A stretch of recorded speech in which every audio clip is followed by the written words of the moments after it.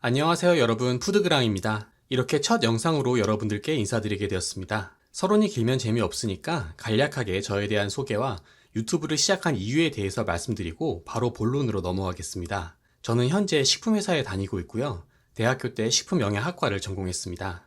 회사 생활을 하다가 돌이켜보니까 10몇 년, 학교 생활 포함하면 거의 20년 가까이 이 식품이라는 한 주제에 매달려 있더라고요. 다들 잘 아시겠지만 식품은 정말 우리 인생에 있어서 중요한 부분 중 하나입니다. 맛의 재미, 먹는 재미도 그렇겠지만 먹는다는 행위가 건강에 정말 많은 영향을 미치기 때문에 이 부분을 여러분들께 최대한 이해하기 쉽게 유익한 정보를 소개해드리고자 유튜브를 시작하게 되었습니다. 제가 영상에 따로 그래픽을 만들 시간은 없어서 이렇게 필기장 형태로 정보 전달 위주로 말씀을 드릴 건데 재미가 없을 순 있어요. 원래 정보 전달이라는 주제가 유튜브에서 그렇게 인기 있는 컨텐츠는 아닌데 저도 그렇고 지금 나이가 드신 분들 혹은 나이가 드실 예정인 10대, 20대 분들도 꼭 알아두셔야 하는 게 이 식품이 건강에 미치는 영향이 정말 어마어마합니다. 근데 중요한 건 미디어에서는 생각보다 중요한 주제에 그렇게 심도 있게 접근을 안 하더라고요. 자료는 넘쳐나는데 여러 가지 다른 주제들, 건강에 미치는 유해 요소들이 여러 가지가 있으면 어떤 건 정말 자세히 다뤄야 되고 어떤 건 스무스하게 넘어가도 되는데 대부분 같은 선상에서 다루다 보니까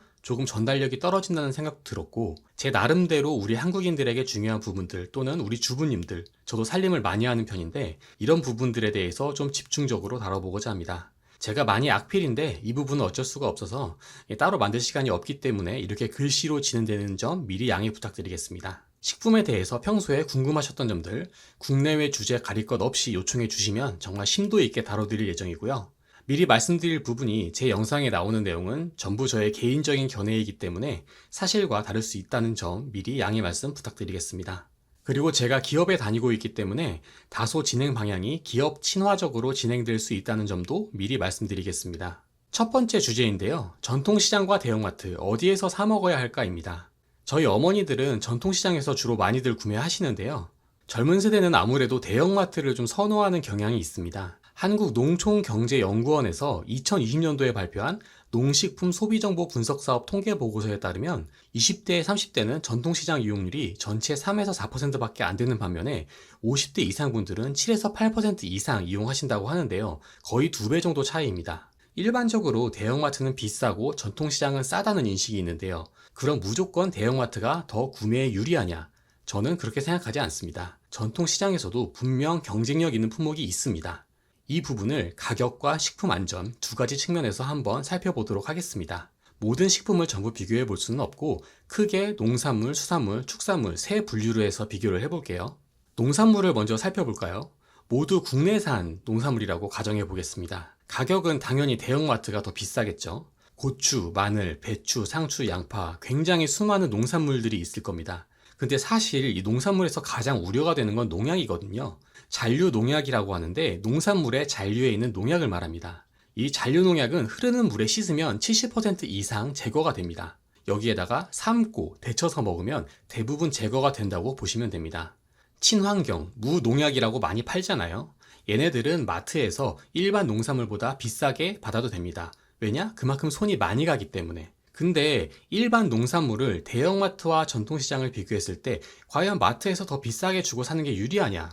글쎄요. 예를 들어서 사과 같은 경우 껍질을 벗겨서 먹죠. 귤도 마찬가지고요. 껍질이 있는 애들은 껍질을 벗겨서 먹으면 됩니다. 그럼 이런 질문이 나올 수 있겠죠. 껍질 속에 있는 안쪽 부분에 농약이 있을 수 있지 않느냐? 이러한 농약을 침투성 농약이라고 하는데 이 침투성 농약에 의해서 농산물 내부에 농약이 있을 수는 있어요. 근데 솔직히 이거 걱정하시는 분들은 아까 말씀드린 친환경 무농약 제품 사드셔야 합니다. 그것까지 걱정하실 필요는 없다고 저는 생각을 하고요. 외부 껍질, 표피에 잔류한 농약을 흐르는 물에 세척하고 가열 조리하면 충분하다고 저는 생각을 합니다. 자, 그래서 결론은 농산물은 전통시장에서 구매하는 게 더 유리하다라고 저는 생각을 하고요. 다음은 수산물입니다. 수산물은 개인적으로 이 부분이 가장 중요하다고 생각을 하는데요. 우리나라 법적으로 냉동 수산물을 해동한 다음 24시간 이내에 냉장 보존 및 유통할 수 있다는 법 구절이 있습니다. 그리고 또 하나는 한 번 해동한 수산물은 다시 냉동해서는 안 된다는 법이 또 있어요. 우선 법적으로 이런 부분들이 있고 또 수산물은 원산지가 좀 개인적으로 애매합니다. 수산물이 냉동이 되게 많잖아요. 근데 예를 들어 농산물 같은 경우 국산 대파가 있으면 국산 대파 중에 아마 냉동한 제품은 거의 보신 적이 없으실 거예요. 근데 수산물 중에서는 국산 갈치, 고등어, 냉동 많이 합니다. 수입산 고등어, 갈치는 당연히 냉동일 거고요. 이 두 개를 해동해서 같이 판다고 하면 실제로 냉동하지 않은 제품과 냉동한 제품 구분이 좀 어렵습니다. 이 국산 수산물들도 이 공급에 비해서 수요가 딸리면은 이 냉동시켜 놓은 것들을 좀 풀고 이러거든요. 가격이 좀 낮을 때 냉동을 해놨다가 가격이 좀 오를 때 냉동 창고에서 가져와서 시장에 풀면은, 근데 이거 과연 24시간 이내에 다 팔 수 있을까요? 법적으로는 해동한 다음에 24시간 이내에 보존 및 유통을 해야 됩니다. 근데 약간 이 부분은 저는 회의적이라고 보거든요. 또 생김새의 문제도 있습니다. 이 외형적으로, 태생적으로 약간 수산물들별로 좀 차이가 있을 수 있습니다. 예를 들어서 노르웨이 고등어 사이즈가 이따만해요. 엄청 좀 크단 말이에요. 근데 수입업자가 노르웨이 고등어를 작은 것을 수입해 와서 이거 국산이에요, 노르웨이 고등어는 원래 크잖아요 라고 이제 소비자한테 말해버리면은 이 소비자들 입장에서는 솔직히 알 길이 없습니다. 그래서 그 사람들이 이 냉동 제품을 해동한 다음에 24시간 딱 지켜가지고 이 물건을 파는 건지도 잘 모르겠고, 그래서 이런 유통 단계, 좀 이제 어려운 말로 밸류 체인이 이 식품 안전에 많은 영향을 미치는 수산물은 아무래도 전통시장보다는 대형마트에서 사는 게 좀 유리하다라고 저는 생각을 합니다. 또 한 가지, 수산물은 양식을 많이 하잖아요. 뭐 우럭이라든지 연어라든지 이런 애들은 항생제를 조심해야 됩니다. 이 항생제는 농산물의 농약이랑 똑같은 개념인데 잔류 항생 물질이라고 해서 양식할 때 항생제 약을 뿌리면은 그게 그대로 생선 몸에 남아서 우리가 먹게 되는 거예요. 당연히 저희 몸에는 좋지 않겠죠. 이 대형마트에 납품하는 업체들은 이 항생제 검사 성적서를 아마 의무적으로 마트에 제출을 할 겁니다. 이 항생제의 문제는 농약처럼 이게 물에 씻는다고 없어지지 않기 때문에 우리 구독자분들은 이 부분 더욱 조심하셔야겠고요. 따라서 수산물은 돈을 조금 더 주더라도 대형마트에서 구매하시는 게 좋다고 말씀드리겠습니다. 축산물은 어떨까요? 수산물은 자연산 수산물이 있지 않습니까?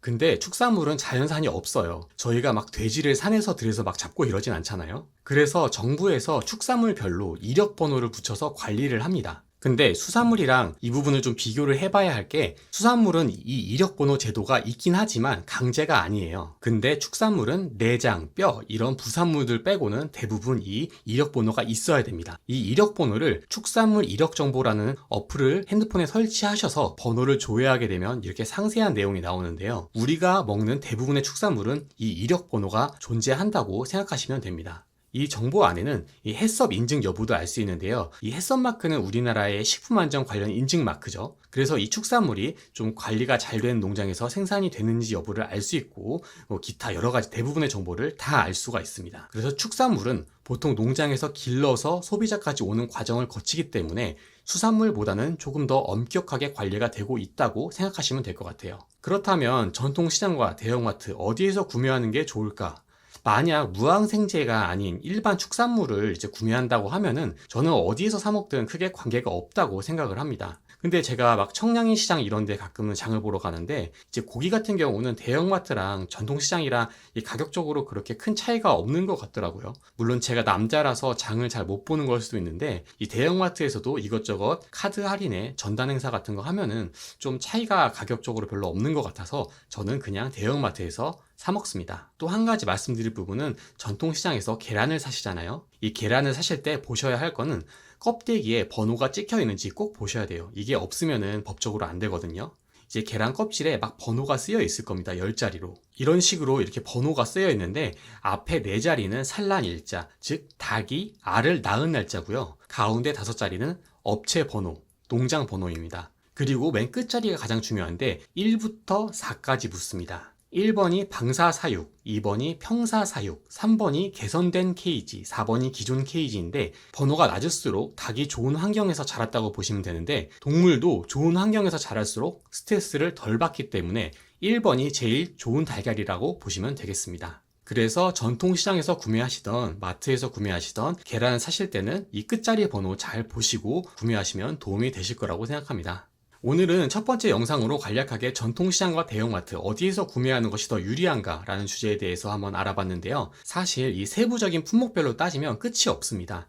자연산이냐 양식이냐부터 시작해서 우리나라 어디에서 주로 생산이 되고 어떤 품목은 무조건 수입을 할 수밖에 없고 정말 다양한 정보가 있기 때문에 오늘은 큰 주제 농산물, 수산물, 축산물로 나눠서 한번 알아봤고요. 구독자 여러분들도 최대한 주어진 정보를 잘 활용하셔서 현명한 소비하시기를 바라겠습니다. 오늘 영상은 여기까지였고요. 유익하셨다면 구독과 좋아요 부탁드리겠습니다. 감사합니다.